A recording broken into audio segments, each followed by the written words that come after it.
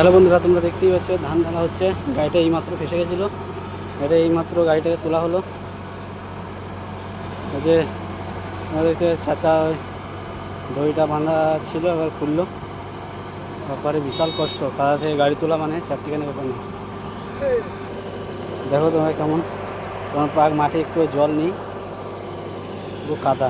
জল থাকলে গাড়ি, ফোর হুইল গাড়ি উঠতে কোনো অসুবিধা হয় না। ধান ধান কাটা মেশিনটা ছিল বলে গাড়িটা আজকে উঠলো, নাহলে উঠতো, ট্রলিটা খুলতে হতো। আরও একটা গাড়ি ফেসে আছে, ওটাকে তুলতে যাবো।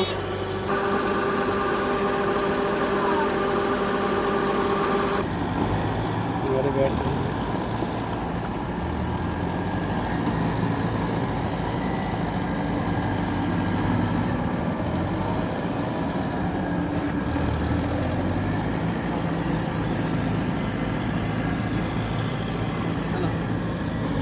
চলো চলো।